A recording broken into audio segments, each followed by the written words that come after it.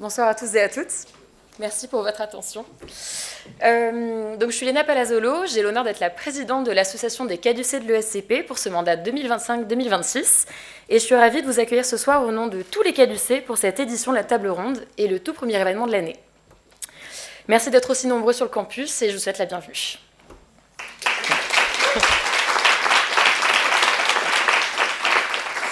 Donc pour ceux qui ne nous connaissent pas encore, nous sommes l'association étudiante du Master of Science Management biopharmaceutique de l'ESCP.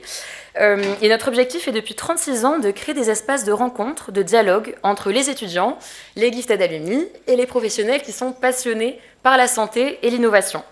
Le tout pour échanger autour des grandes transformations qui façonnent nos métiers. La table ronde, c'est un moment clé pour nous, permettant chaque année de réfléchir à des sujets complexes et actuels.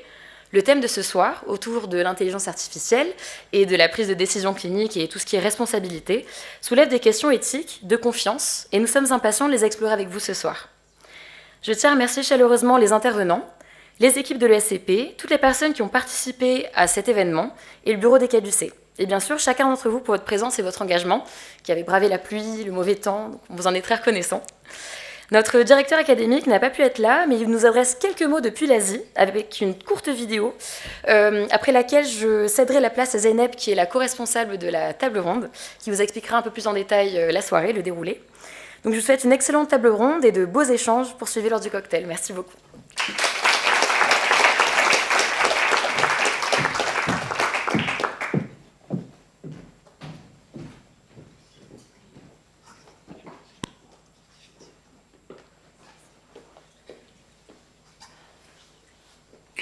Bien, écoutez, je suis professeur à ESCP Business School depuis plus de 30 ans. Professeur de marketing, censément, mais j'ai eu le grand bonheur de prendre la direction du master en management biopharmaceutique depuis 20 ans, peut-être même un peu plus. Et donc, je suis devenu soi-disant plus expert dans le domaine qui nous passionne, vous et moi, à savoir celui de la santé, des sciences de la vie et de la biopharmaceutique.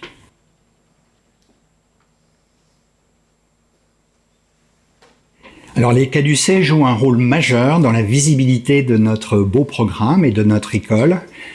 J'en veux pour preuve d'ailleurs que 2 associations étudiantes seulement ont été retenues par la direction générale pour représenter l'école de façon systématique. C'est vous dire à quel point ESCP Business School prend au sérieux l'association des caducées. Je pense que l'association des caducées est une vitrine non seulement de nos talents et de nos compétences dans le domaine des sciences de la vie et de la santé, grâce à vous, mais également elle est porteuse des valeurs de notre école, à savoir des valeurs humanistes, des valeurs altruistes, et sans se gorger trop de mots, des valeurs très liées à l'actuelle signature, de mon point de vue, Bold and United. Alors c'est vrai que la thématique est d'une actualité brûlante. À minima, j'y vois déjà des questions liées à l'éthique, notamment dans un domaine comme le nôtre où l'éthique est extrêmement importante.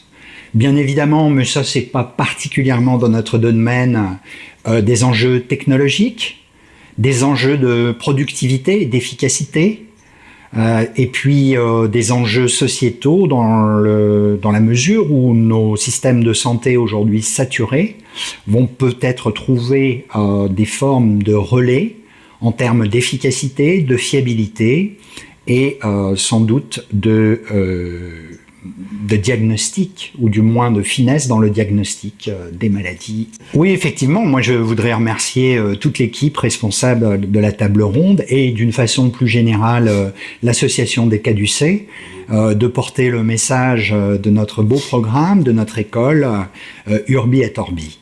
Donc merci à vous de votre entre-gens et de votre talent à trouver des problématiques d'actualité.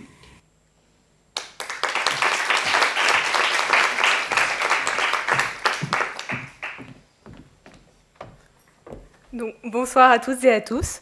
Nous sommes très heureux de vous accueillir aujourd'hui pour cette table ronde des caducées qui s'inscrit au cœur des enjeux actuels de la santé. Le thème que nous avons choisi cette année soulève d'une question aussi passionnante que décisive. Jusqu'où peut-on et doit-on déléguer la décision médicale à l'intelligence artificielle ? Pour explorer cette question, nous avons réuni des intervenants aux expertises complémentaires, capables d'en éclairer toutes les dimensions, qu'elles soient médicales, technologiques, scientifiques, réglementaires, éthiques ou même sociales et environnementales.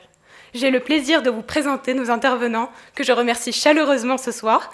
Tout d'abord, le docteur Sami Frika, radiothérapeute à l'AP-HP,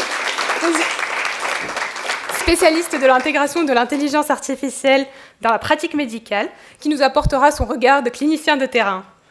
Notre deuxième intervenant est David Gruson, fondateur d'Etikia et docteur en droit médical. Notre troisième intervenant est Grégoire Retourné, ingénieur en machine learning et polytechnicien, qui partagera son expertise sur la conception et l'implémentation de ces outils technologiques. Et notre dernier intervenant est le docteur Thierry Vermeeren, vice-président de Sophia Santé, qui partagera les analyses et les impacts sociaux et environnementaux. Cette table ronde sera donc animée par Elena, ma co-responsable, dont l'engagement a largement contribué à la réussite de cet événement ce soir.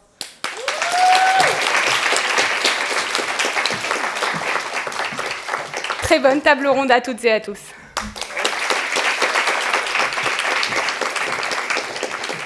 Bonsoir à tous, merci d'avoir répondu présent du coup à notre invitation ce soir. Donc, pour la 36e table ronde des caducées, on a choisi un thème assez d'actualité, donc l'IA en santé.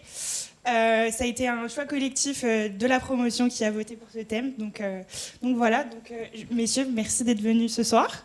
Ce que je vais faire, c'est que je vais vous demander de vous présenter chacun rapidement pour que tout le monde sache qui vous êtes.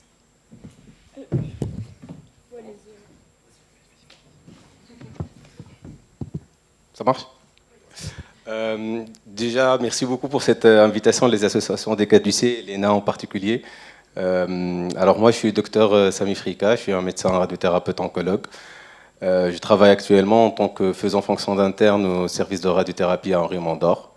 J'occupe aussi actuellement un poste d'innovation lead dans une association, une organisation non gouvernementale en Tunisie qui est spécialisée en santé publique et en cohésion sociale. Depuis l'avènement des IA génératifs en 2022, c'était une technologie que j'ai trouvée vraiment intéressante.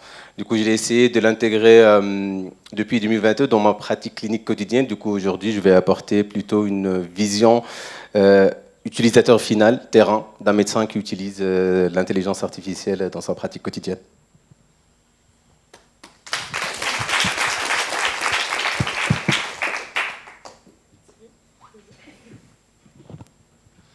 Bien, bonsoir. Moi, je m'appelle Thierry Vermeeren, je viens de Belgique. De formation, je suis philosophe. Je suis chef d'entreprise. Je travaille dans le domaine de la transformation numérique du secteur de la santé depuis une quinzaine d'années. Au départ de l'Europe et puis au niveau international, un peu partout dans le monde. Partout où les hôpitaux rencontrent des problèmes de digitalisation. Je suis par ailleurs vice-président de la société savante Sophia, qui est une société savante d'intelligence artificielle en santé, pour toute la francophonie, dans laquelle j'exerce le mandat de responsable des relations internationales. Et puis par ailleurs, j'enseigne dans différentes universités en Belgique, en France, dans des facultés de médecine pour poser correctement les questions de l'intégration de l'intelligence artificielle dans les pratiques professionnelles.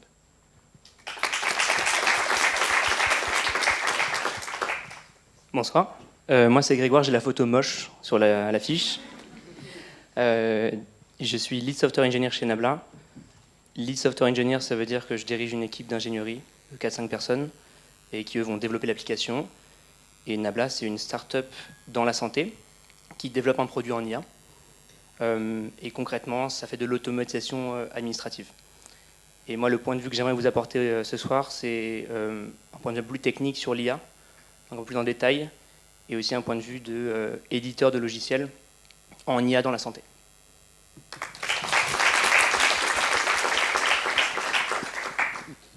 Et moi, c'est David Gruson, moi, c'est la photo datée. Très heureux d'être avec vous. Je suis fondateur d'Etikia, je suis directeur du programme santé à domicile de la Poste Santé Autonomie. Merci de l'invitation. Je voudrais faire un clin d'œil à Étienne Tichit. Merci Étienne de ton entremise et te dire devant cette promo mon admiration pour ton parcours. Vous avez la chance d'être accompagné, coaché par un vrai capitaine d'industrie comme le secteur en a besoin. Et puis vous demandez un petit mot d'excuse parce que la maison mère m'a appelé pour une intervention qui n'était pas prévue dans le riant quartier de la Défense. Et donc, du coup, je devrais vous quitter vers 20h, 20h15. J'essaie de négocier pour tirer un peu sur le délai. Mais pardon de ce timing plus contraint que prévu. J'essaierai de le compenser si vous avez un intérêt pour des demandes d'alternance et que ce qu'on vous propose peut être intéressant d'être à votre écoute pour la suite. Voilà. Alors merci beaucoup. Donc je vais vous dessiner un peu comment va se dérouler cette entrevue. Donc en premier lieu, on va faire un état des lieux de concrètement comment l'IA est utilisée en médecine. En second temps, on va parler de réglementaire et au final, on va parler de notre problématique qui est jusqu'où est-ce qu'on peut déléguer une décision médicale à un algorithme. Donc première question, donc Samy, je vous laisse la parole. Donc concrètement, comment est-ce que l'IA est utilisée en pratique clinique ? Alors, je vais essayer de décrire plus ou moins une semaine type d'un médecin radiothérapeute. En radiothérapie, on traite des cancers. Et on traite des cancers grâce à des irradiations ionisantes. Et je vais prendre le cas d'un cancer de la sphère ORL. En général, pour délimiter les volumes cibles qu'on veut irradier, on va délimiter ces volumes cibles et on va délimiter aussi les organes à risque qu'on veut épargner. Pour ce faire, on va faire ce qu'on appelle un scanner dosimétrique. Et sur ce scanner, on va, dessiner coupe par coupe pour avoir ces volumes qu'on veut irradier et ces organes qu'on ne veut pas irradier. Grâce à des outils IA qui sont présents, disons, depuis des années, avant même les IA génératifs, c'est possible, avec un clic de bouton, d'avoir ces volumes au bout de 5 minutes. Moi, j'ai fait avant manuellement cette délimitation avant et ça me prenait pour un cancer ORL à peu près 2-3 heures. Et là, on est en train de parler de 5 minutes de volumes cibles qui sont dessinés. Après la radiothérapie, après la planification du traitement, on suppose qu'on a une consultation. Et pendant la consultation, probablement, comme vous savez tous, le médecin, en général, il parle, oui, mais il tape sur son clavier, il regarde l'écran. Mais grâce à des outils comme Nabla, on est capable de ne plus utiliser ni l'écran ni le clavier, de faire toute la consultation en regardant les patients dans les yeux. Et ça nous fait gagner un temps énorme. Après, pendant la consultation, on peut aussi avoir des localisations de cancer qui sont un peu rares et qu'on a besoin de présenter dans qu'on appelle des réunions de concertation pluridisciplinaire. Et pour ce faire, on a quand même besoin d'étudier un peu, faire une petite revue bibliographique par rapport à ce type de cancer. Avant, on faisait des recherches sur Google, sur PubMed, ça prenait des heures. Et là maintenant, avec des IA génératifs qui sont spécialisés dans les revues bibliographiques, ça nous donne quand même un accès à l'information qui est de loin plus rapide qu'avant, avec un résumé qui est de loin plus synthétique et des références qui sont bien.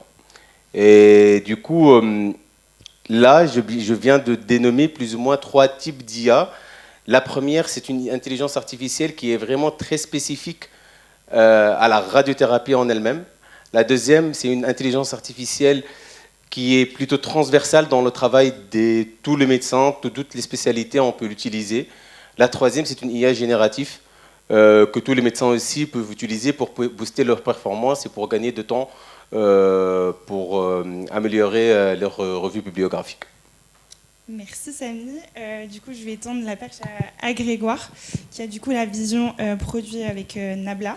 Donc, ma question, c'est comment les outils sont conçus et utilisés du coup par les médecins qui utilisent votre solution. Yes. Alors déjà, merci Samy pour ce témoignage. Ça fait toujours plaisir de voir comment l'IA peut aider les médecins. Enfin, c'est le but après tout. Du coup, je vais vous introduire un peu ce que Nabla fait pour mieux contextualiser en fait toute la prise de parole. Donc Nabla, c'est de l'automatisation administrative. L'idée, pour faire assez simple, c'est une app mobile. Les médecins, ils l'ont. Et pendant la consultation, il l'allume, et donc il disait que l'application écoute le patient, la patiente et le médecin. Et ça retranscrit toute la consultation, qui peut faire une demi-heure, 45 minutes, bon, ça dépend des spécialités. Et à la fin, ça génère un compte-rendu médical structuré selon comment les médecins veulent. Là encore, ça dépend de la spécificité de la pratique. Et en faisant cela, on résout on aide dans plusieurs manières. On permet aux médecins de moins prendre de notes, de plus se concentrer sur les patients. Tu l'as dit, regarder dans les yeux les patients, passer moins de temps sur l'ordinateur, donc c'est la santé un peu plus humaine.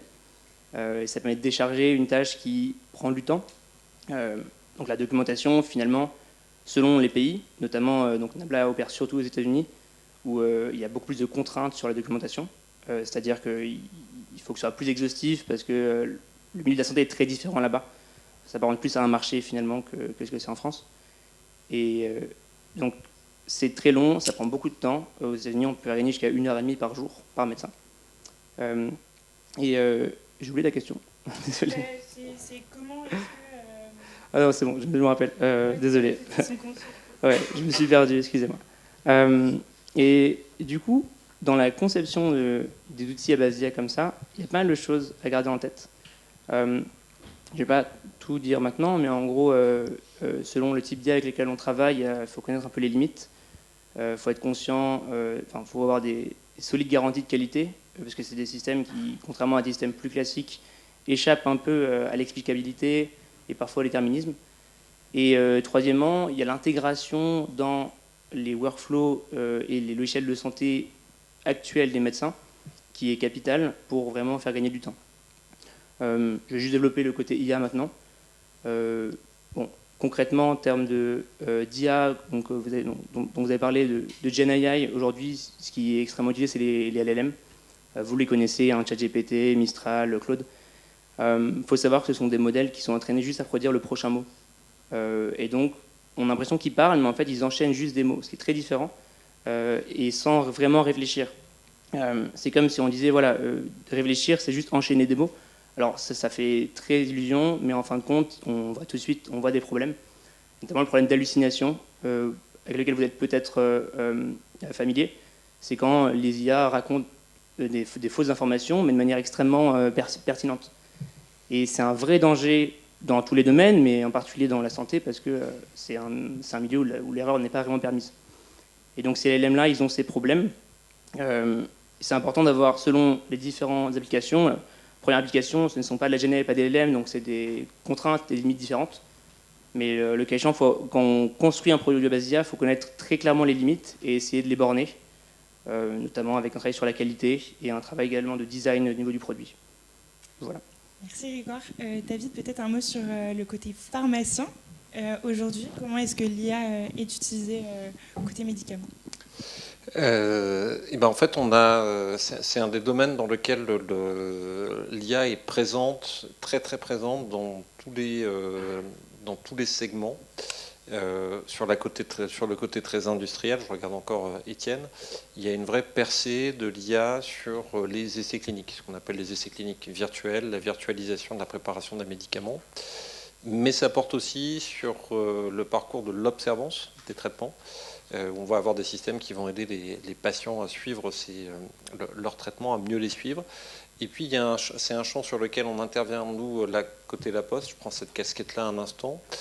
On en parle moins, peut-être, mais l'IA intervient autour de toute la logistique des flux de gestion du médicament. C'est un secteur très intense en gestion de flux.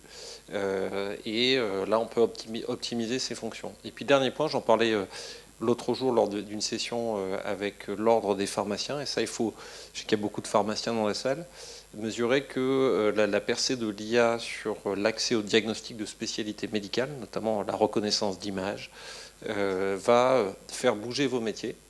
Vous voyez déjà aujourd'hui au Portugal, sur échelle nationale, ce sont des infirmiers libéraux qui vont à domicile pour faire une prise de photo de peau, pour prédiagnostiquer le carcinome ou les mélanomes avec une garantie humaine à J+1 du dermatologue. ce qui existe là-bas. Aucune difficulté pour imaginer demain que ce type d'acte puisse être réalisé en pharmacie parce que vous êtes des professionnels de santé tout à fait aptes à avoir un premier guidage du patient sous contrôle d'un spécialiste médical en deuxième étape. Donc en fait, sur le champ global de l'exercice du pharmacien, c'est pas du tout une position latérale.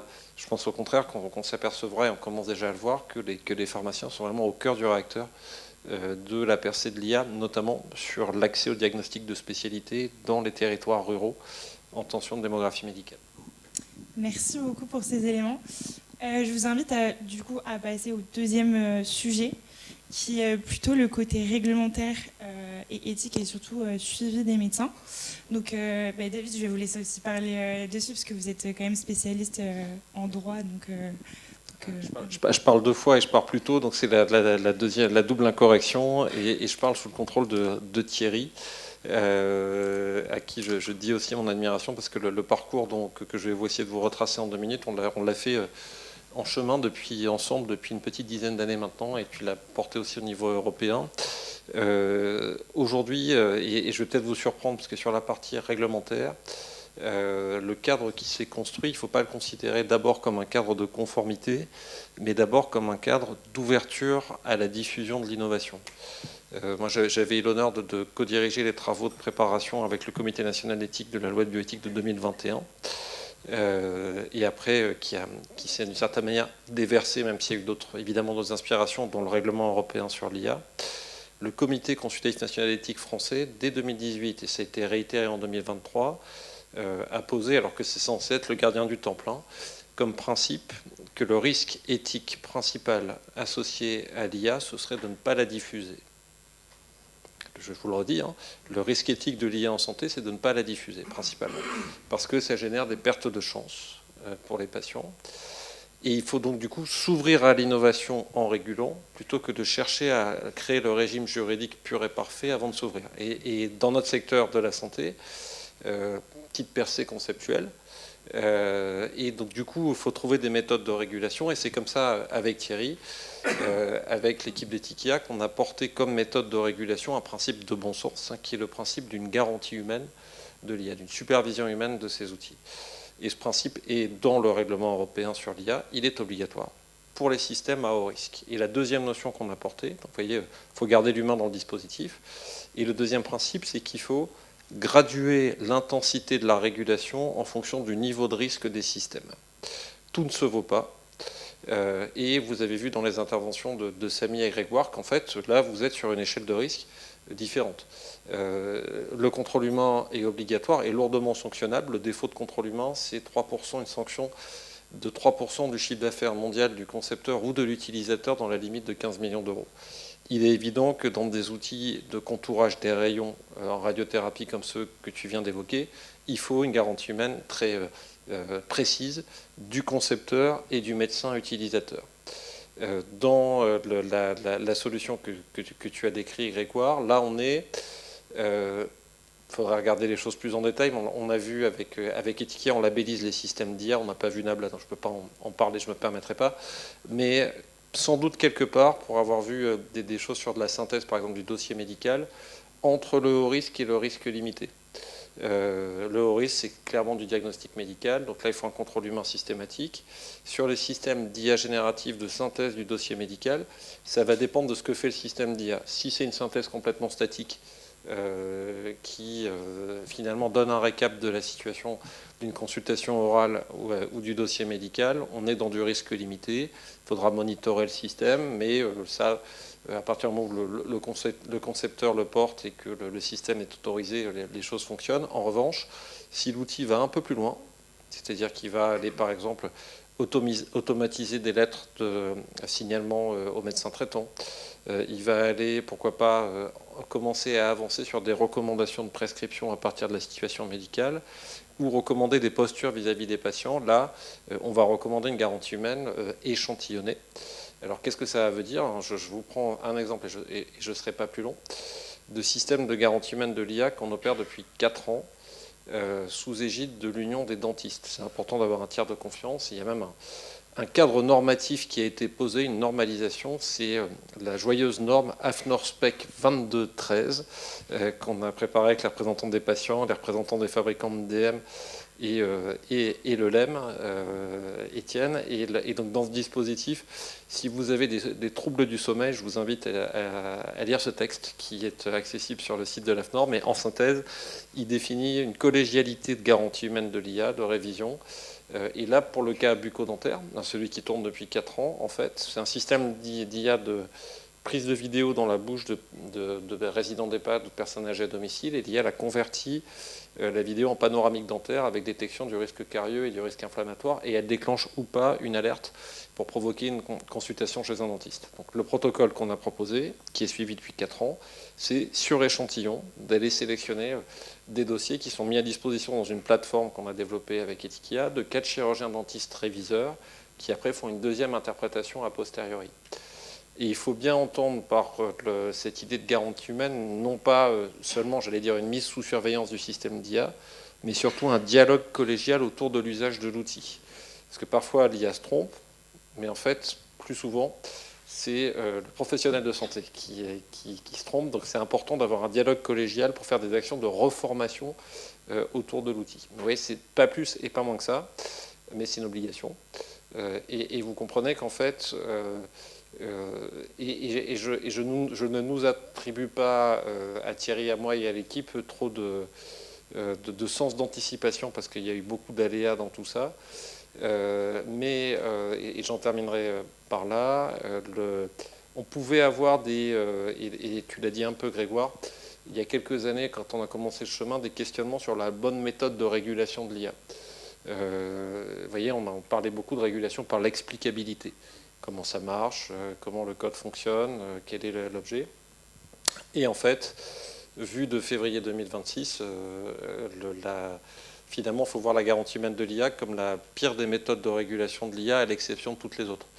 Je prenais un petit déj avec un fabricant d'un système d'IA génératif pendant Vivatech, et il me disait, ton truc de garantie humaine, j'y comprenais rien, ça tombe bien, moi pas tellement non plus, mais je vois maintenant à quoi ça sert, parce que mon système d'IAG de pilotage du parcours des patients, il produit des résultats très supérieurs à ce qu'on imaginait, mais dans mon équipe d'ingénieurs, plus personne ne comprend comment il fonctionne.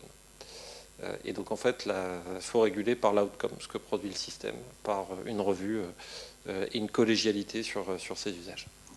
Merci beaucoup, David. Je me tourne maintenant vers Thierry. Voilà, je voulais voir avec vous quels étaient les rôles de Sophia Santé, justement autour de toute la question de l'IA, et notamment sur l'accompagnement des médecins et la formation des médecins sur tous ces nouveaux outils qui existent et qui sont à leur portée. Merci. Donc, Sophia Santé, c'est une société savante. Son objectif, c'est de rédiger des guidelines qui permettent d'entourer correctement la mise en œuvre de l'IA dans le secteur hospitalier.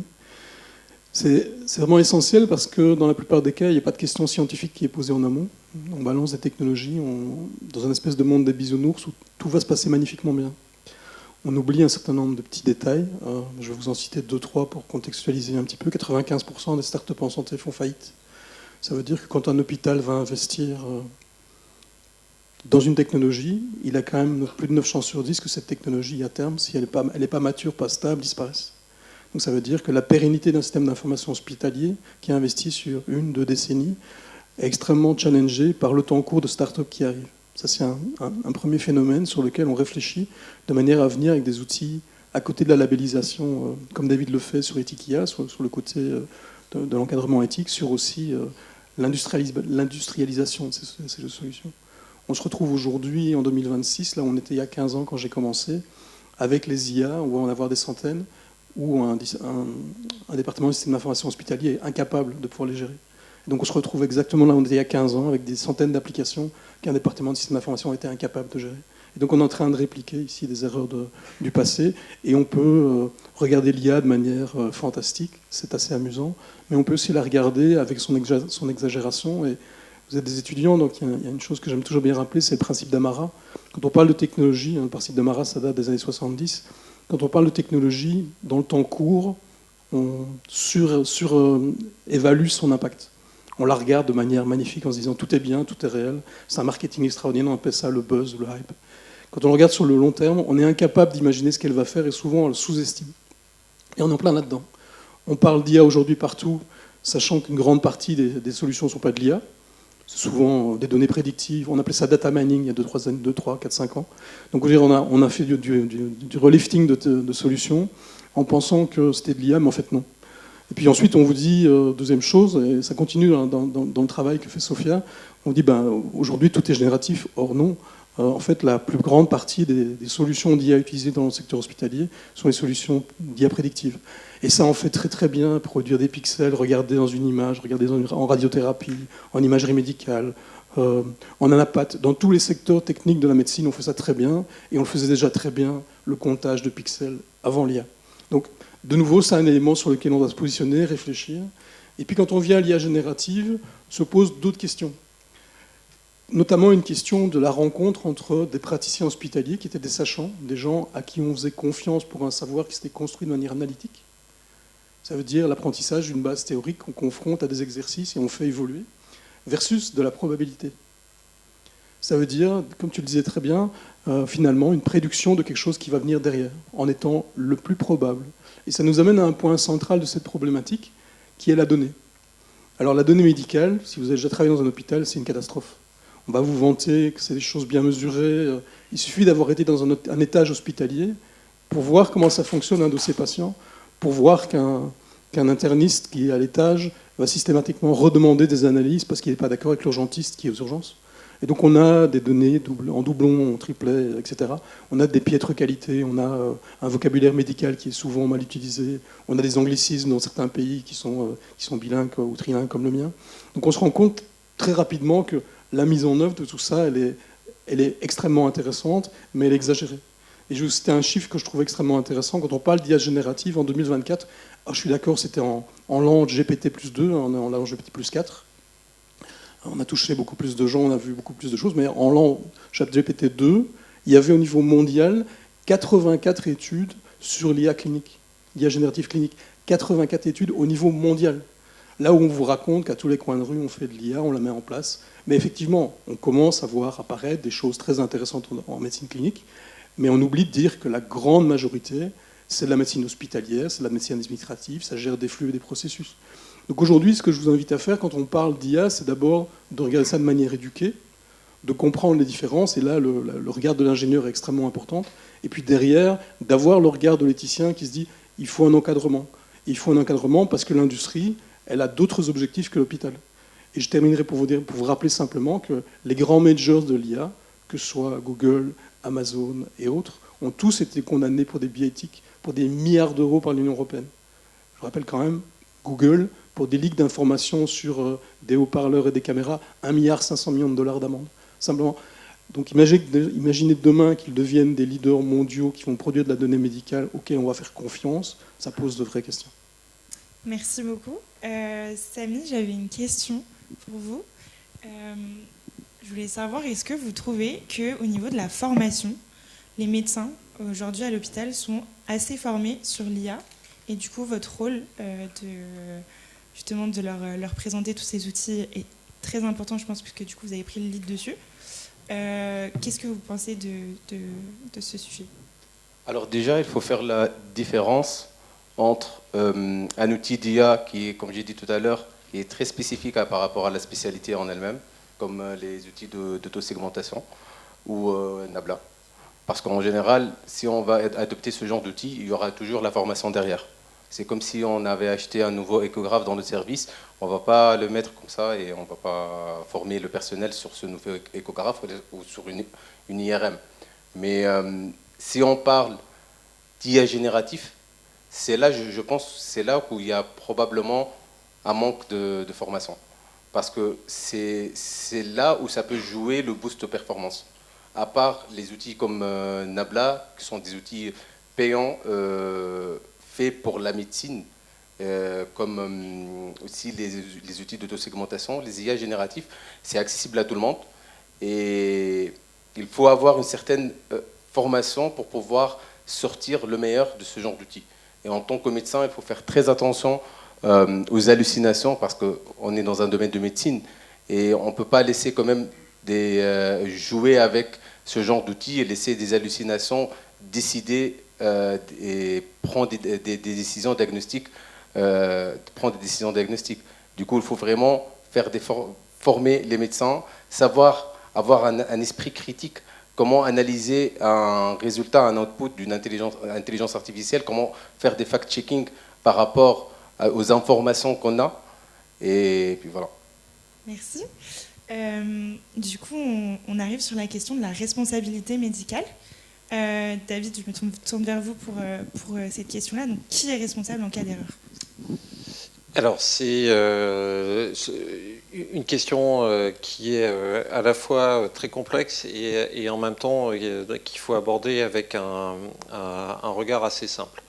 Je laisse de côté une question qui est devant nous, qui va être cruciale, qui l'est déjà un peu et qui va l'être de plus en plus, mais qui ne pose pas de problème d'explication, qui est la question de la responsabilité pour défaut d'usage d'un système d'IA qui serait devenu un gold standard. Et là, vous voyez, par exemple, dans ta discipline, en radiothérapie, sous ton contrôle, ça va être de plus en plus un gold standard d'utiliser de l'IA de contourage des rayons. Et ça, c'est aux représentants de la spécialité de le déterminer. Vous voyez, là, ce cas-là est assez simple. En tout cas, au moins à poser. Après, c'est beaucoup plus complexe de déterminer le gold standard lui-même. Et après se pose la question de la responsabilité liée à l'action de l'IA elle-même. Alors là, en fait, l'idée générale à retenir, c'est que pour le moment, les régimes de responsabilité classiques fonctionnent plutôt. En fait, vous avez deux situations. La situation dans laquelle le recours à un système d'IA fonctionne normalement et crée un dommage. Et là, s'applique un vieux régime juridique qui remonte au XIXe siècle, qui est la responsabilité dite du fait des choses. Celui qui est responsable, c'est le gardien de la chose, celui qui en a la maîtrise. Donc ce sera le professionnel de santé libéral ou son assureur direct, si on est en contexte d'exercice libéral, le directeur de l'hôpital ou son assureur, si on est en contexte d'exercice hospitalier. Et ce régime-là cède la place à un autre qui est bien connu dans le champ du médicament, et du dispositif médical, c'est le régime de responsabilité dit du fait des produits défectueux. C'est une directive européenne de 1985 qui pose le principe que quand le système dysfonctionne, la responsabilité se transfère sur le fabricant du système. Là aussi, on comprend bien, si dysfonction, la charge pèsera sur le concepteur du système. Ce n'est pas toujours facile d'établir la dysfonction, mais quand elle est établie, ça marche comme ça. Néanmoins, vous avez une situation, et quand on a commencé à analyser ces sujets en 2017-2018, je pensais que c'est une hypothèse qu'on avait vue, et je pensais qu'elle ne se produirait que lointainement, et pourtant on y est en 2026. Vous avez une situation dans laquelle le concepteur du système d'IA peut échapper à sa responsabilité, même en cas de dysfonction de la machine. C'est ce qu'on appelle en droit le risque de développement.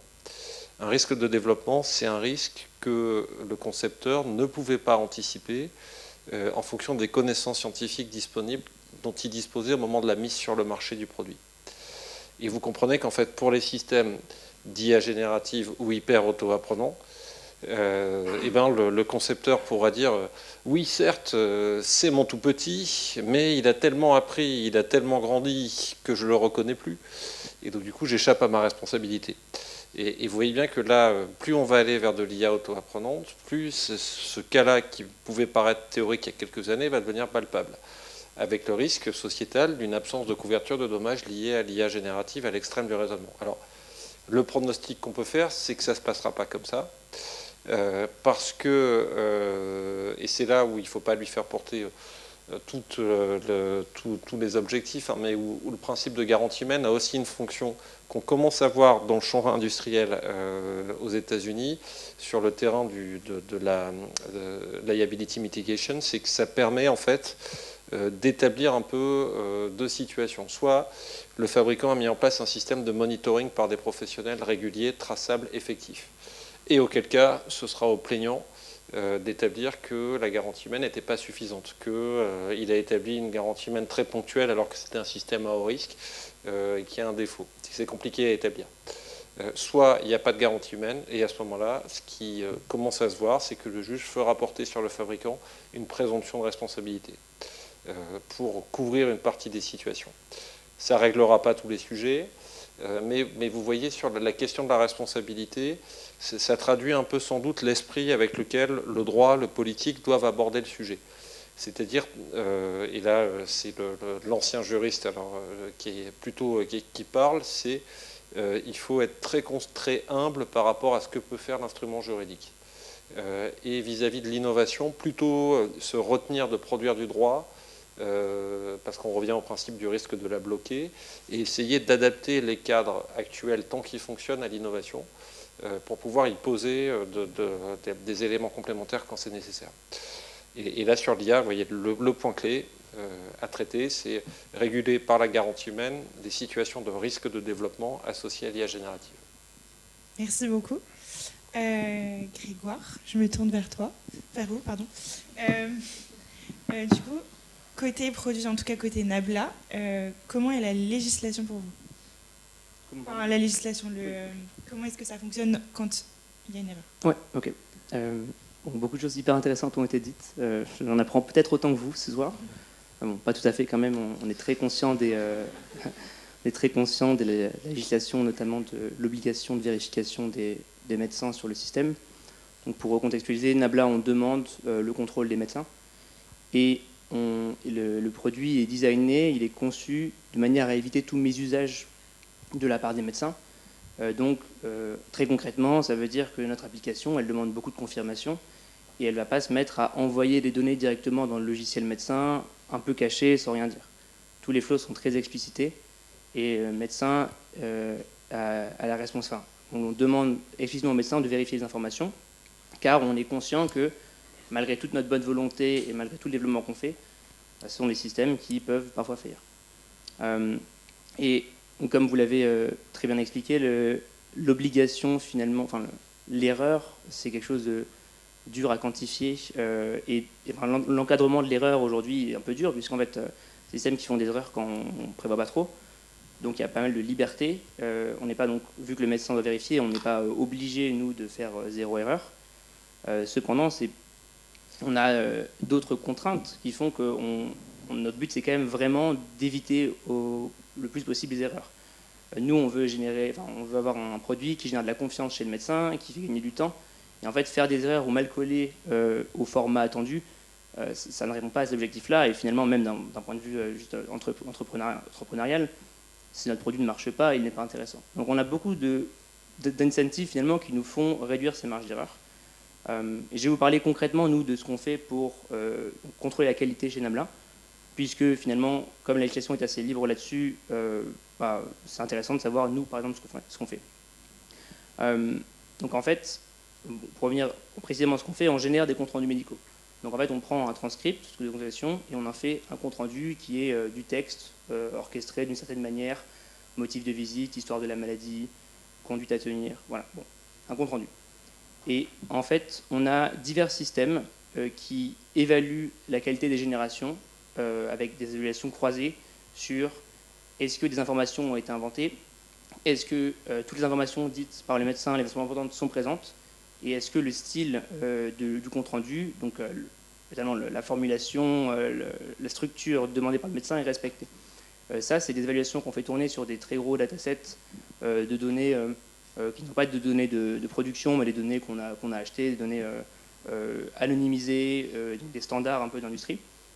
On permet d'avoir des métriques finalement qui nous permettent de garantir, voilà, on diminue l'erreur, et quand on améliore le système ou qu'on sort une nouvelle version, on a des métriques quantitatives qui nous permettent de dire ok, on est meilleur, ou alors on est moins bon, il faut travailler. Ça, c'est une chose, mais ça ne suffit pas parce que on n'arrive jamais à 100%, c'est sûr. Et donc on a en deuxième lame finalement des modèles qui en temps réel regardent l'output des modèles, donc des modèles adversariaux, qui vont déterminer, ok, est-ce que cette génération-là, elle a des problèmes graves. L'exemple le plus parlant, c'est est-ce qu'il y a des hallucinations criantes, et auquel cas ce modèle-là va soit modifier s'il le peut, soit recommencer la pipeline en entier pour finalement éviter l'erreur. Donc c'est une vérification a priori pour l'entraînement, avec des évaluations, mais également in situ où si ça passe pas la barre de qualité, finalement, on le sort pas au médecin, on le montre pas au médecin. Et donc, tout cela étant dit, on a quand même le médecin qui doit vérifier tout ce qui sort de Nabla, mais nous, on a beaucoup d'intérêt de faire en sorte que ça arrive très bien et de la bonne manière, et comme le veut le médecin. L'autre enjeu aussi, c'est de dire, si c'est pas la bonne structure attendue par le médecin, finalement, ça fait pas vous gagner de temps, c'est pas très utile, et l'intégration, elle ne marche pas très bien. Donc c'est un peu comme ça qu'on envisage notre responsabilité vis-à-vis des médecins sur l'erreur, et tous les systèmes qu'on met en place pour éviter finalement les erreurs. Merci beaucoup. Donc, je vous propose qu'on passe à notre troisième grand axe de la soirée. Du coup, c'est sur notre problématique. Jusqu'où est-ce qu'on peut déléguer la décision médicale à un algorithme. Donc, je vous laisse la parole, à savoir qui veut s'exprimer sur le sujet. Moi, j'ai une question probablement à David et Thierry. Moi, quand j'étais confronté à utiliser des dispositifs médicaux d'intelligence artificielle, et je suis dans la situation où je dois valider, bien sûr, la garantie humaine, je dois valider, quel que soit ce sont des contours d'autosegmentation ou valider une décision. Moi, comme médecin, je sais que c'est probablement cette intelligence artificielle, elle est entraînée sur des milliers, voire des millions de données. Elle est probablement un expert dans le domaine. Probablement, ça peut être plus que moi. Et là, ça me donne une certaine pression d'aller à l'encontre de la décision de cette intelligence artificielle. Je sens qu'il y a quand même une certaine pression, parce que je peux voir que probablement, je ne suis pas vraiment d'accord, mais je suis quand même un peu biaisé dans le sens où je sais que c'est une intelligence artificielle, elle est biaisée, elle est experte dans le domaine. Du coup, j'ai peur d'aller à l'encontre. Et si je vais à l'encontre de cette décision de cette intelligence artificielle, qui est le responsable? Et quand il s'avère que cette intelligence artificielle, en fait, elle avait raison. Tu mets le doigt, alors pardon Thierry de te reprendre encore une fois la parole avant malheureusement de devoir vous laisser. Tu mets le doigt sur une question éthique majeure qui est la question de la délégation de la décision, ou le risque de la délégation de la décision du médecin, du professionnel, qui du coup est confronté dans la réalité de la prise en charge à une option d'approche thérapeutique assise sur 500 000 cas avec 99% de taux de recommandation. Est-ce que pratiquement, concrètement, tu peux encore dire non? Et c'est là où ce que fait Thierry sur la certification des moteurs d'IA, ce qu'on fait nous sur la labellisation des modèles de garantie humaine de l'IA est important. Parce qu'il faut créer, et j'entendais Grégoire ce que tu disais sur les processus de contrôle que vous déployez, ça a l'air très bien. Néanmoins, il faut un élément de réassurance externe pour que ces éléments soient collégialement discutés. Il ne peut pas y avoir de certification obligatoire, le règlement européen à soi seul suffit, mais néanmoins des cadres de collégialité. Alors nous, c'est ce qu'on fait avec des tiers de confiance représentatifs d'un domaine déterminé. Dans ta discipline, c'est avec Unicancer, le réseau des centres de lutte contre le cancer. Puis après, il faut créer une collégialité. C'est ça le sujet. Pour que, encore une fois, tu l'as bien dit, Grégoire, on ne vise pas le risque zéro. Néanmoins, on vise la démonstration d'un système de contrôle humain effectif, traçable et proportionné au risque. Et là, évidemment, dans les décisions que toi, tu as à prendre, c'est important à la fois d'être assis sur un système qui, d'une certaine manière, par sa collégialité, te protège et qui, de par son existence, va préserver la souveraineté de ta décision devant le cas clinique. Et là, vous voyez que tout ça, c'est vraiment la réalité de vos exercices de futurs professionnels de santé. Et ça pose des questions redoutables en termes de pédagogie, parce qu'on peut se dire l'IA va être très bonne pour automatiser des diagnostics de cas simples, et ça va être plus compliqué de voir les cas plus complexes. Mais pourtant, il faut, pour faire sous ton contrôle un bon radiothérapeute, qu'à un moment donné, tu sois aussi formé sur des cas plus simples. Parce que sinon, ton regard expert sur les cas complexes a du mal à s'affûter. C'est le monde dans lequel on va tous vivre. Et c'est cette discipline-là qui a à voir avec la préservation d'une double culture d'ouverture à l'innovation, tout en préservant un regard critique collégial qui est vraiment un continent nouveau, vous l'avez compris. Peut-être en complément, je pense que la situation est même plus paradoxale que celle que David décrit.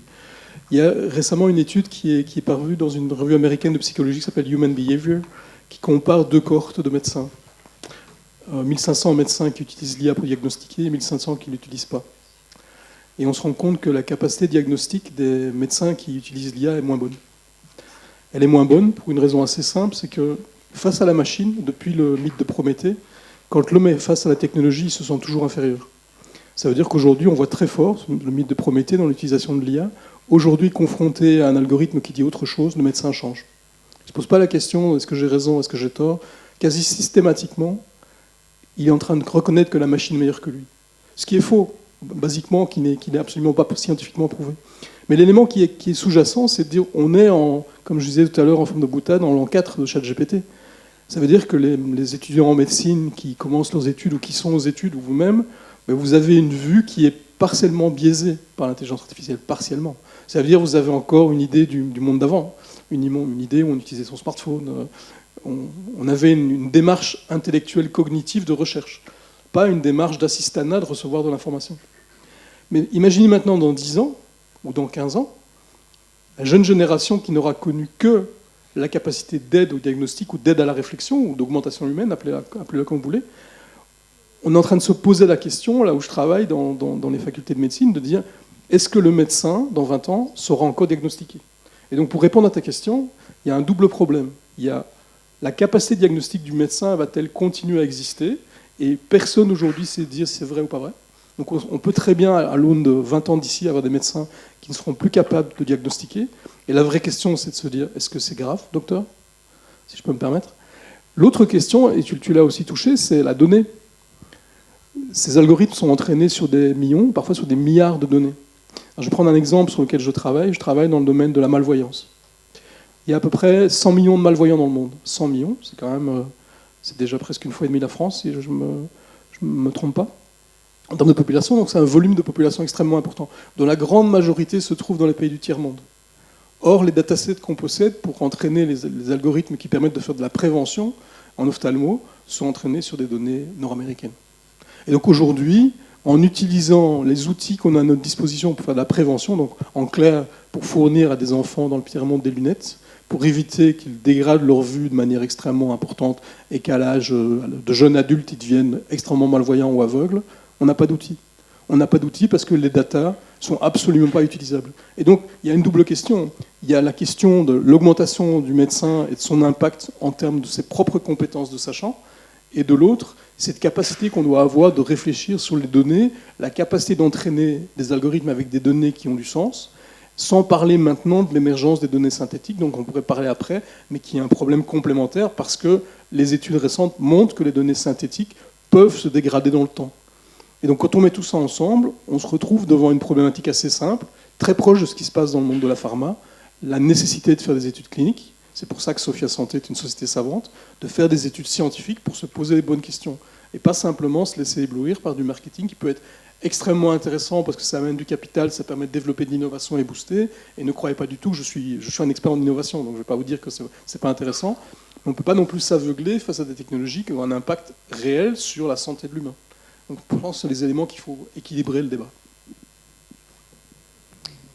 Écoutez, c'est une problématique que j'ai eu l'occasion de rencontrer même en personne chez des médecins chez qui on va parfois pour les aider, pour voir si le logiciel répond à leurs attentes. Notre directeur médical nous expliquait que les notes que Nabla faisait, et en général les notes de ce qu'on appelle des scribes IA, aujourd'hui, elles sont souvent plus complètes par rapport à ce qu'on appelle des mauvaises notes, des notes auxquelles il manque de la précision ou il manque des éléments. Elle se rapproche plus de, selon lui, ce que les bons médecins faisaient. Alors je parle plus de l'exemple américain que je connais mieux, mais voilà, l'IA avait tendance à faire plutôt être bon élève là-dessus. Et donc en fait, c'est un peu, ça set en effet un standard, et il peut y avoir le problème que tu décrivais, la note est comme ça, moi j'aurais fait comme ça, mais finalement est-ce qu'elle sait mieux que moi? Il y a quelque chose d'assez intéressant qu'on a pu voir en pratique, chez un de nos clients américains, j'ai plus le nom, où ils nous ont demandé de ne pas activer les licences chez les internes et pour les premières années des médecins finalement sur place. Et de faire rédiger certaines parties du compte-rendu toujours par finalement les apprenants pour être sûr qu'ils ne perdent pas cette capacité à formuler ces parties-là du compte-rendu. Souvent, c'était les comptes-rendus liés à la prise de décision, conduite à tenir et plan, commandement. Donc c'est intéressant de voir, en effet, on est conscient du problème, et même les médecins eux-mêmes, donc les groupes de médecins, hôpitaux, essaient certains, pas tous, essaient de s'en prévenir, en laissant plus aux commandes finalement ceux qui ont besoin d'apprendre. Par contre, j'ai pu constater un exemple complètement inverse, c'est en Iowa. J'étais dans la salle d'examen, en fait, on est là pour voir si Nabla se passe bien, et j'ai vu des médecins copier-coller Nabla, clairement sans lire ce qu'on avait généré. Hop là, fermer le contrôle, fermer le logiciel patient et c'est bon, c'est fini. Là, j'étais un petit peu horrifié parce que nous, on écrit partout, il faut vérifier ce qu'on fait. C'était il y a 2 ans, donc la technologie était un peu moins mature, donc on avait un peu moins confiance aussi par rapport à aujourd'hui où je ne serais plus vraiment inquiet. Donc en fait, il y a pas mal de choses. Il y a certains médecins qui ont conscience et qui essaient de s'en préserver, d'autres finalement qui s'abandonnent entre guillemets à la performance de l'IA, car finalement voilà, on y va franco, quoi.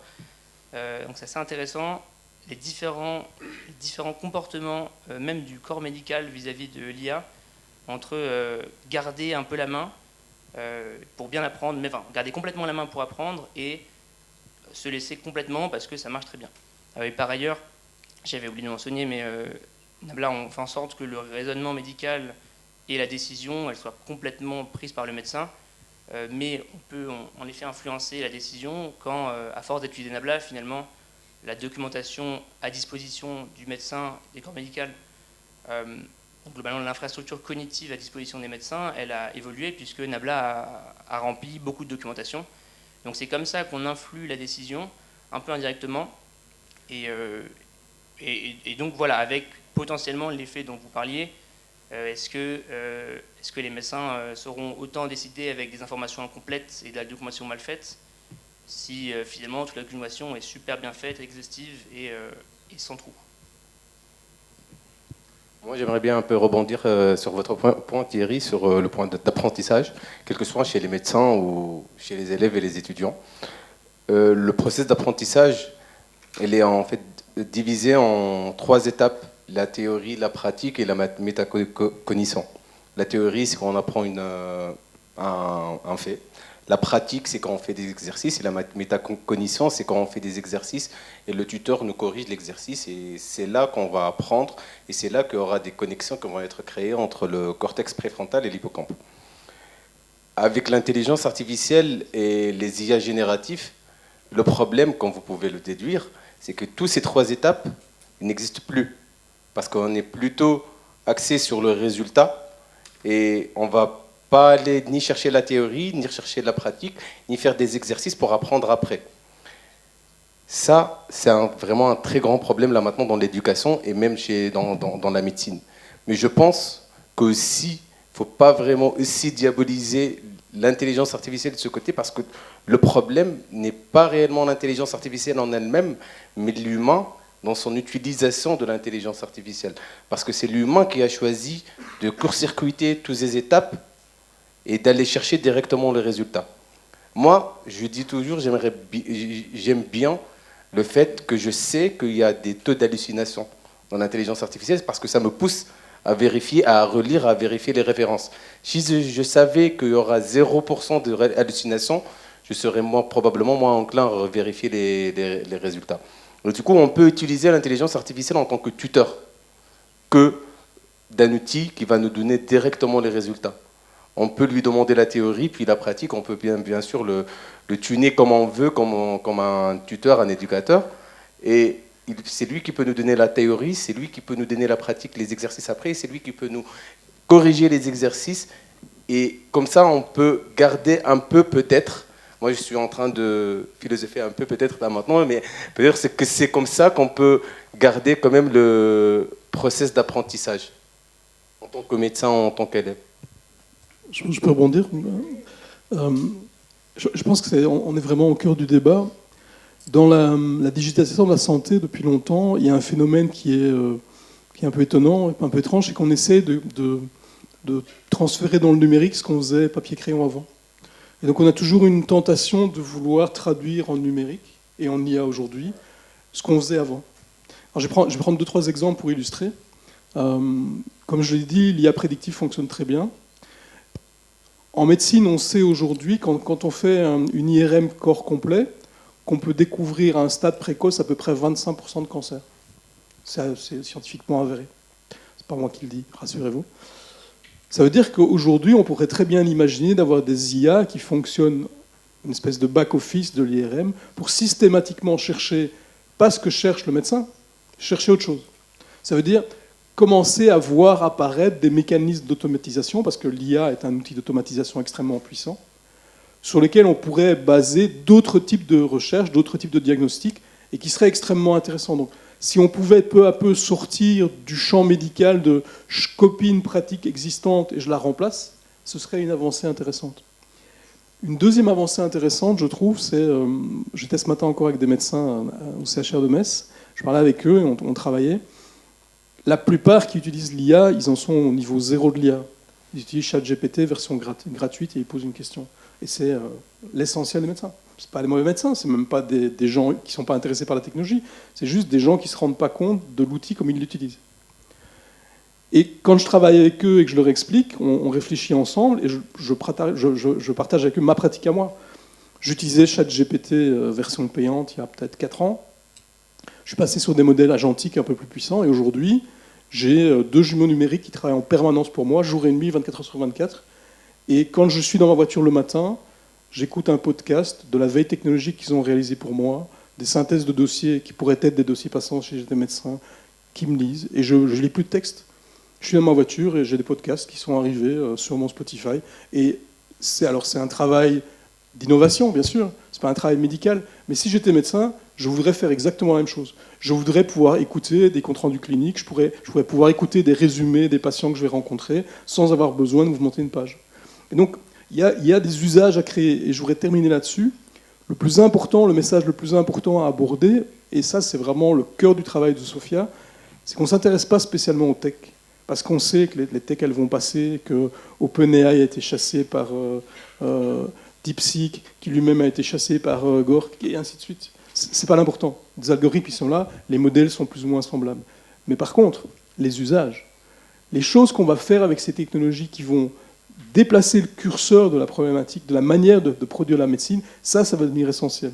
Parce qu'on est dans des moments où certains métiers sont en pénurie. Je pense par exemple les pathologies. Les pathologistes en biologie moléculaire, il n'y en a plus.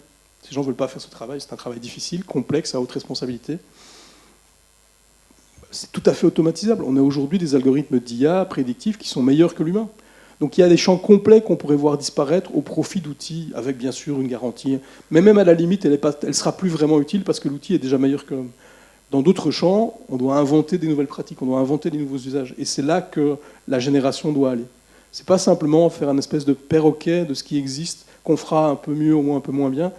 Dans l'histoire de la médecine, je vous rappelle quand même que le stéthoscope, l'outil que le médecin promène autour de son cou et qui dit qu'il est médecin, ça met un siècle pour passer du concept à l'outil industriel. Un siècle, 100 ans.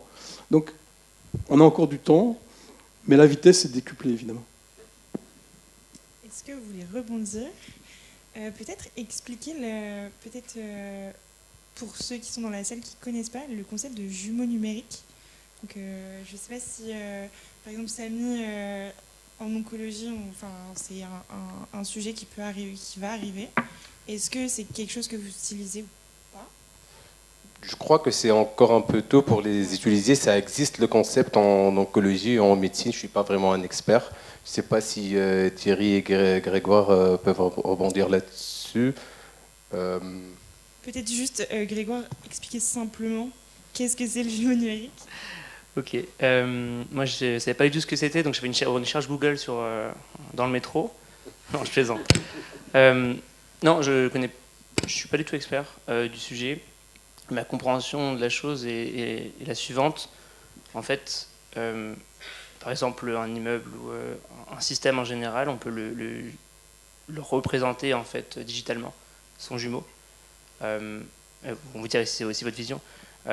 Et du coup, on a donc une représentation d'un système complètement digitalisé, informatisé, un immeuble par exemple.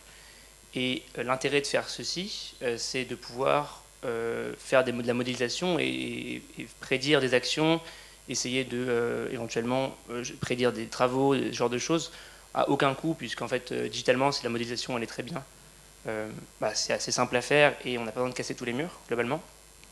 Et l'IA là-dedans, c'est parce que c'est des systèmes très durs à modéliser. Moi, ce que j'imagine dans la santé, du coup, c'est d'avoir un patient digital, globalement, et avec lequel on peut tester tel médicament. Et par contre, ça reste extrêmement compliqué de... voilà, qu'est-ce qui se passe et comment on modélise l'ingère tel médicament, comment le corps se comporte, sachant que c'est des millions de constantes, il y a des interactions extrêmement compliquées. Et donc ça, c'est ce que je comprends des jumeaux numériques. Voilà, pour dire simplement, c'est de la modélisation, donc c'est pas de manière intrinsèque de l'IA, mais certaines modélisations sont très dures, et en fait, si on n'a pas des modèles physiques simples, l'IA peut-être peut apprendre les relations entre les choses, ce qui fait une nouvelle boîte noire, mais qui peut permettre plus de performance plus facilement. Dans le domaine d'oncologie, moi, ce que je connais, c'est qu'on crée des patients, une version modélisation du patient version digitale. Et en oncologie, on les teste pour essayer de tester la chimiothérapie ou même de délivrer des rayons avant de les délivrer, avant de faire de la chimiothérapie, pour prédire la réponse et les effets secondaires qu'on peut avoir si on va vraiment les délivrer. Merci beaucoup pour ces précisions. Donc, je pense qu'on peut conclure la table ronde là-dessus. Je voulais savoir, est-ce que vous pouvez chacun me faire un petit bilan de qu'est-ce qu'il faut retenir rapidement, 30 secondes, de cette table ronde.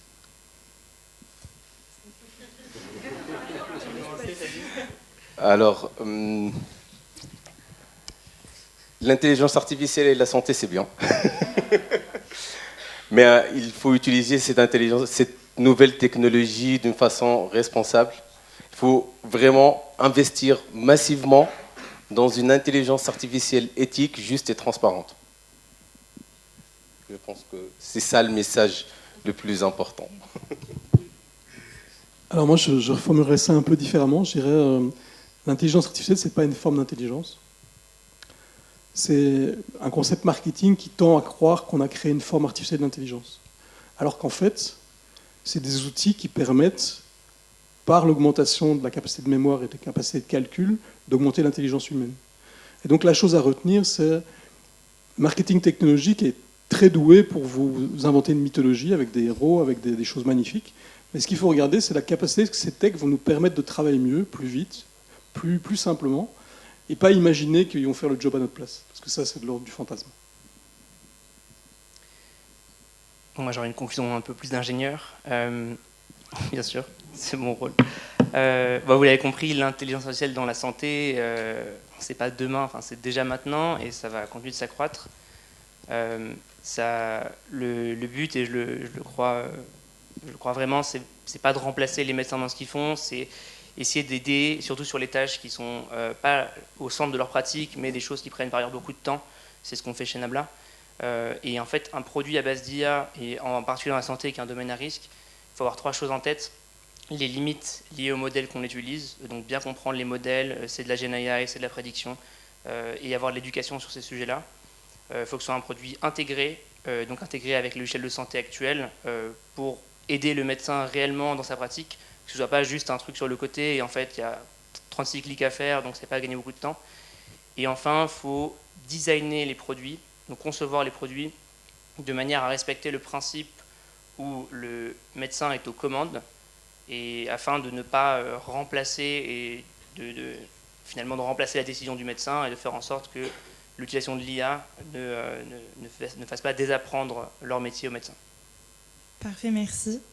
Je me tourne vers vous, l'audience. Est-ce que vous avez des questions à nos experts ?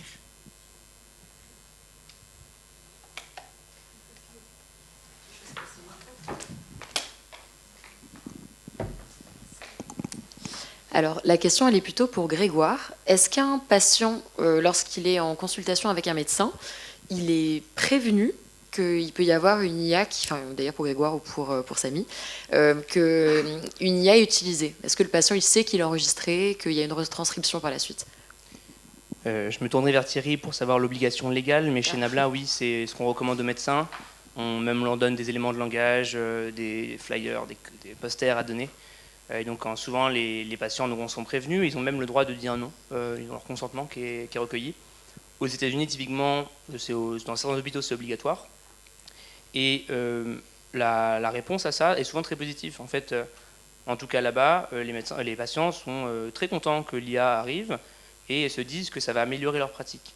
Donc finalement, nous, on pensait que c'était un sujet et on se demandait, ok, est-ce que finalement, comment les patients vont-ils réagir à l'idée que déjà une IA écoute, même si on ne stocke pas l'audio, et une IA va retranscrire la consultation et faire un compte rendu. Finalement, ils y voient un moyen d'améliorer leur expérience et potentiellement la prise en charge finale. Donc oui, chez Nabla, c'est obligatoire, on le fait, et c'est très bien reçu par les patients, et ceux qui ne veulent pas, les médecins savent encore faire leur métier, donc peuvent s'en passer, même si certains disent que c'est très difficile. Peut-être un tout petit mot pour compléter. Donc c'est une obligation légale. Les AI Act obligent le praticien hospitalier à expliquer l'utilisation de l'IA. D'ailleurs, nous, on a développé un système expert avec tout le droit sanitaire, NIS 2, AI Act et RGPD pour que le médecin ait à sa disposition un compagnon qui lui permet de poser une question et puis d'expliciter au patient qu'est-ce qu'il utilise comme IA. Donc c'est vraiment une obligation légale. Et c'est très lié à la culture. Il y a des pays dans le monde où c'est tout à fait naturel. Par exemple, je travaille au Japon. Pour les Japonais, la technologie a une âme et c'est un compagnon de vie exactement comme un humain. Alors, je ne dis pas que la société japonaise est en très très bonne santé mentale ces temps-ci, mais néanmoins, en Asie, il y a une forte prévalence de l'intérêt de la technologie versus l'humain. En Europe, c'est un peu moins le cas. Ça dépend un peu des endroits.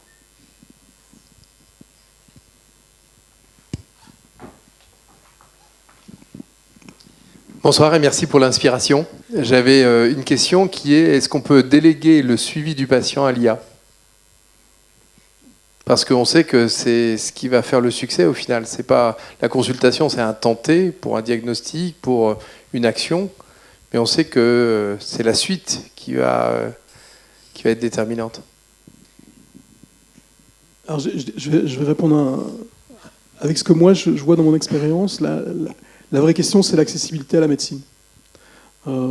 Ici à Paris, là où moi je vis, on a un hôpital au coin de la rue. On a un médecin traitant facilement accessible. Dès que la distance entre le potentiel de soins et le patient s'allonge, automatiquement on se tourne vers l'IA. La Chine, par exemple, une grosse boîte d'assurance a récemment développé des agents IA sur smartphone pour donner des consultations médicales. Mais l'accès à la médecine en Chine est 1000 fois inférieure à celle qu'on a en France, 1000 fois. Donc forcément, plus on est loin, plus on va se retourner vers des outils technologiques. Plus on est proche, plus on va se tourner vers la personne ou l'outil dans lequel on a confiance. Et c'est vraiment deux choses très différentes. Je pense que la problématique de l'accès aux soins dans les déserts médicaux, ça peut vraiment résoudre le problème. Mais c'est une arme à double tranchant. Parce qu'à un certain moment, ça va créer une médecine à double vitesse. On aura les mieux assurés auront accès à une médecine plus humaine avec des interactions avec des médecins qui connaissent leur contexte social. Et les autres, dans les déserts médicaux, auront accès à une médecine plutôt algorithmique. Je pense qu'il y a une vraie question d'intégration. En fait, comme disait Samy, et bon, je ne suis pas médecin, donc je réponds sous contrôle, bien sûr. Mais ce qui fait la qualité d'un suivi, c'est le contexte, finalement, du corps médical sur votre cas. Donc c'est de la documentation, c'est des choses qui sont écrites, mais il y a beaucoup de choses qui ne sont pas écrites également. Et en fait, avant d'avoir probablement un agent de suivi qui, chaque semaine, chaque tenté, regarde un peu l'état et se dit ok, est-ce que je relance, est-ce que je dis ok, prends rendez-vous chez le dentiste, est-ce que une vraie question d'intégration, d'accès aux données, finalement c'est avec beaucoup d'autres problèmes par ailleurs. Moi, je vois plus un système où c'est un assistant des médecins qui permet de faire ce qui prend un peu de temps et pour mieux forcer finalement le suivi des gens qui ne se font pas suivre sur la santé. Mais ouais, il y a un vrai problème d'intégration, et le premier problème, je pense que c'est pas de l'IA, c'est simplement l'accès aux données et l'orchestration de tous ces systèmes pour éventuellement permettre ça, d'un point de vue technique. Dans un futur où on pourrait effectivement déléguer une décision clinique et donc plusieurs décisions cliniques, ce serait quoi le rôle du médecin du futur ? Valider cette décision clinique. Et donc uniquement les valider et être condamné à cliquer, ou alors... Après, il sera toujours le responsable parce que c'est lui qui va valider. Un jour où il n'y aura pas de médecin qui va valider ces décisions cliniques, son médecin qui sera responsable si cette décision clinique elle est erronée. On aura toujours besoin de médecins pour valider ces décisions. Je pense que c'est ça. Moi, je pense que de ce que je vois aujourd'hui dans les hôpitaux, et j'en ai fait pas mal un peu partout dans le monde, on ne peut pas regarder le monde médical comme un seul monde. C'est un monde extrêmement fractal, avec des spécialités complètement différentes. Et donc on ne peut pas imaginer d'avoir une réponse qui va toucher tout le corps médical de la même manière. Il y a des métiers qui vont vraiment disparaître. Tous les métiers techniques vont probablement s'automatiser de plus en plus. Les métiers pointus, pas, ou en tout cas moins. Et puis surtout vont apparaître de nouvelles compétences. Des compétences plus scientifiques, des compétences sur la data. On va voir apparaître de nouveaux métiers. Exactement comme dans le métier du médecin, on a vu des nouvelles spécialités apparaître, des sous-spécialités. Même dans des métiers comme l'orthopédie, on voit des gens spécialisés dans la main, dans l'épaule, alors qu'avant on avait des gens beaucoup moins spécialisés. Donc il y a une évolution naturelle et on ne peut pas regarder tout. On peut pas regarder le champ médical comme un champ unique. C'est pas le cas. Il y a des mondes qui se parlent peu et qui travaillent peu ensemble, et ça ne va pas évoluer de manière monolithique. Moi, je me permets une rapide analogie avec le métier de développeur. Veuillez m'en excuser. Vous le savez peut-être, maintenant il y a des logiciels type Cursor qui sont finalement des logiciels des éditeurs de code qui vont écrire du code, qui vont questionner les choix, qui vont faire vraiment le travail de développeur avant. Et quand on voit ça, on se dit très bien, c'est un remplacement les développeurs. Et de la même manière qu'on peut voir l'IA et se dire très bien, les médecins sont en train de remplacer. En fait, comme l'a bien dit Thierry, ça fait changer les compétences importantes. Il y a des choses qui sont moins importantes. Tout ce qui est lié à la rédaction de texte, typiquement, les IA génératives sont très fortes pour faire du texte. Il faut que ce soit juste, mais globalement, tout ce qui est rédaction et tous ces problèmes finalement liés à comment on convertit des données, comment on stocke des données textuelles globalement, ça, c'est en effet quelque chose qui va être plus ou moins remplacé. Par contre, moi, ma conviction, et c'est aussi ma conviction pour le métier de développeur, en tout cas je l'espère, c'est que le médecin restera au cœur de la pratique et aidé en fait par juste des outils d'IA à sa disposition qui seront des outils comme il y en a d'autres. Mais en tout cas, j'aurais pas très envie de vivre dans un monde où il n'y a plus de médecins. Oui, donc merci beaucoup. Vraiment, vous avez touché à plein de choses passionnantes sur ce thème du rôle de l'IA générative. Et ça, une chose qu'on n'a pas dite, c'est que cette IA générative a démontré que les médecins ne sont pas résistants au changement. Lorsqu'on leur apporte quelque chose qui est efficace et peu coûteuse, ça les intéresse vraiment, et quand c'est pas si difficile de s'y mettre. Ma question, c'est par rapport aux patients et à l'accès à ces résumés. Depuis longtemps, aux États-Unis, il y a un groupe qui s'appelle Open Notes qui veut accès à tout ce qui est le dossier que pourrait avoir le médecin et que le patient ne verrait pas. Comment est-ce que Nabla navigue la différence dans les règles d'accès à l'information aux États-Unis où vous êtes très investi et en France? Est-ce que vous avez la même politique si pas vous, les utilisateurs, est-ce qu'ils déploient l'outil de la même façon? Est-ce que le patient a une copie de ses consultations dans mon espace santé ou ailleurs? Est-ce que c'est pareil aux États-Unis et comment on voit la suite de cela? Et ça va avec la question de la souveraineté qu'on n'a pas discutée. Donc j'ai cru comprendre que Nabla a un énorme chiffre d'affaires aux États-Unis et oui. Évidemment c'est plusieurs fois plus grand. Comment est-ce que vous voyez l'avenir de Nabla? Donc c'est un peu deux questions. Okay. La première, c'était un peu sur les différences culturelles, notamment aux États-Unis, et stockage de la note, accès de la note aux patients. En fait, il y a un peu des deux. Mais le plus généralement, les patients ont accès à ce qu'on appelle les instructions patients, le compte-rendu patient.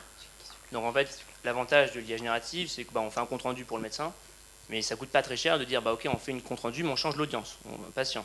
Et par ailleurs, on dit niveau de détail élevé, mais simple à comprendre. C'est plutôt ce document auquel ils ont accès, et sur un site qui est globalement mon espace santé. En fait, les patients d'ailleurs ne le savent pas toujours. Moi, quand je suis allé sur le terrain en Iowa, certains ne savaient pas, mais en fait, ils ont accès à une partie du compte-rendu qui est faite pour le patient. Et dans certains cas, j'étais chez une praticienne qui, elle, imprimait tout le compte-rendu et qui le donnait à ses patients en sortie. Donc, j'ai l'impression que c'est plus à la discrétion des pratiques. Ce qui est clair, c'est qu'il y a toujours accès aux instructions patients, qui est une partie... Voilà, il y a eu cette consultation, qu'est-ce qu'il faut que vous reteniez, et parfois même les deux, ça dépend vraiment. Cependant, c'est deux documents qui ont deux buts très différents, et le document fait par les médecins, surtout aux États-Unis, ça a vraiment un but pour les assurances, pour le paiement. Donc en fait, c'est aussi, est-ce qu'on donne accès à ce document qui va être très dur à lire. La deuxième question, si je me souviens bien, c'est notre souveraineté aux États-Unis. Voilà, il est vrai que Nabla aujourd'hui c'est 90% aux États-Unis, donc c'est 100 000 consultations médicales par jour passent par Nabla, et 33 millions de chiffres d'affaires annuels, pardon, de revenus annuels. Chiffre d'affaires, ce serait bien. Et actuellement, on est aux États-Unis majoritairement parce que notre produit, le cœur du produit, il aide plus là-bas parce qu'il y a plus de pression sur la documentation médicale. C'est quelque chose que les médecins américains pouvaient passer 1h30 à 2h le soir après être rentré du cabinet, et je caricature, mais après avoir couché les enfants, de 22h à minuit, on se rappelle de 8 consultations de la journée, et on fait les notes au propre, et on fait tout ça.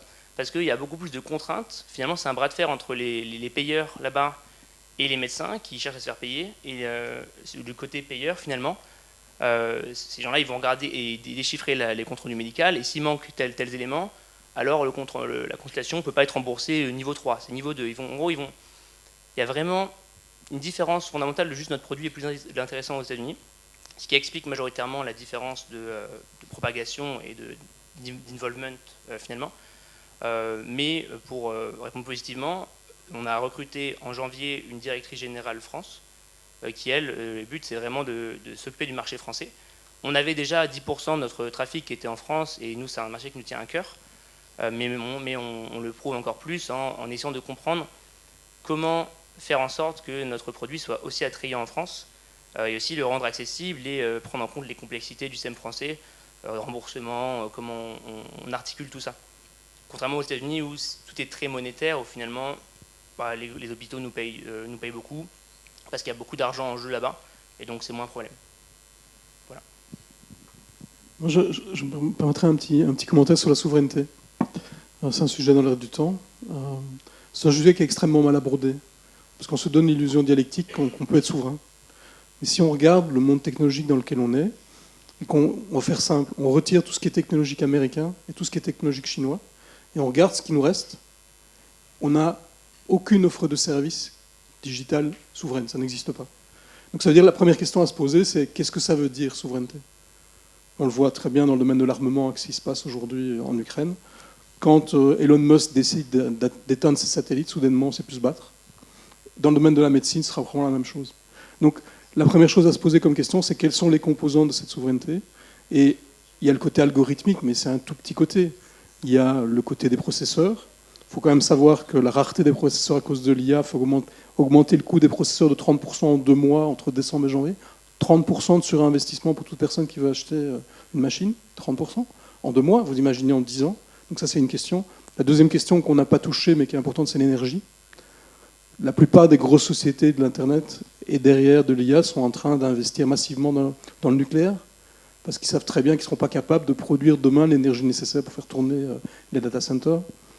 Le troisième élément, c'est l'algorithme, évidemment, qui est essentiel. Et puis, il y a le côté télécom.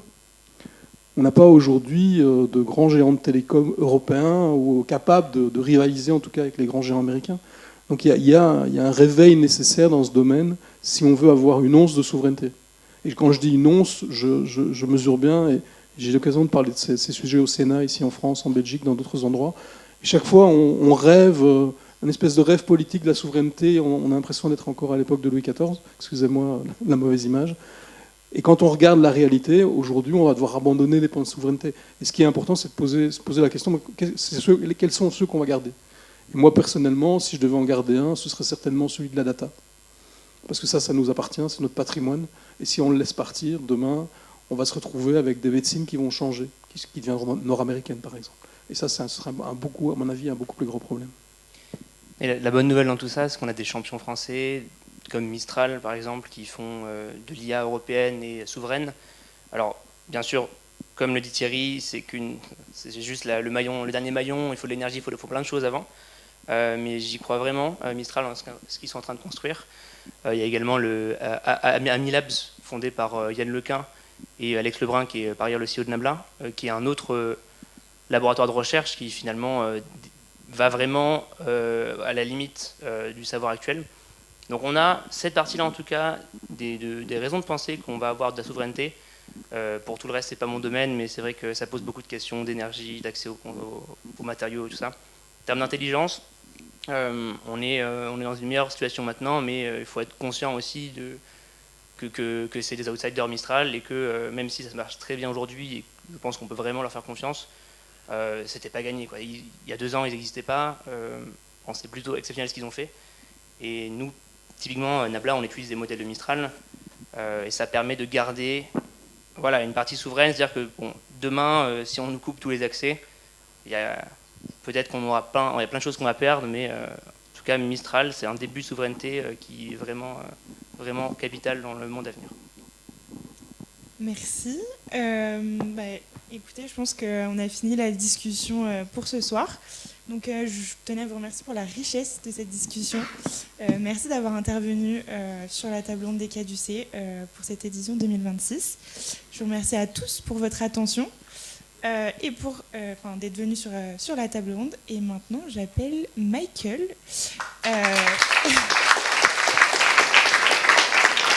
Michael Ziad, vice-président des Caducées. Je te laisse la parole. Donc, bonsoir à toutes et à tous. Je vous promets, ça va être court. Avant de clôturer cet événement, je voudrais vous remercier chaleureusement d'avoir été avec nous ce soir. Merci pour la qualité de votre écoute et à vos échanges. Un immense merci à nos intervenants. Merci pour votre disponibilité et merci pour la richesse de vos perspectives. Vous nous avez vraiment aidé à mieux comprendre jusqu'où l'IA peut accompagner la décision clinique, surtout dans quelles conditions, en termes de confiance, de responsabilité et même d'éthique. Et un grand merci aux équipes de l'ESCP, à tout le bureau des Caducées, et une mention spéciale pour l'équipe de la table ronde, les chargés de mission et les responsables qui ont rendu cette soirée possible. On espère que vous repartez avec des idées, des questions et l'envie de poursuivre cette discussion. Et on espère vous voir aussi dans nos prochains événements. On a surtout la course solidaire ce dimanche, le gala de charité en mars et la nuit des Caducées en mai. Et donc voilà, assez parlé des événements de l'intelligence artificielle. Je pense que je vais rendre tout le monde encore plus heureux en disant qu'il y a un cocktail qui nous attend à l'espace Moisan. Bonne fin de soirée à tous et merci beaucoup.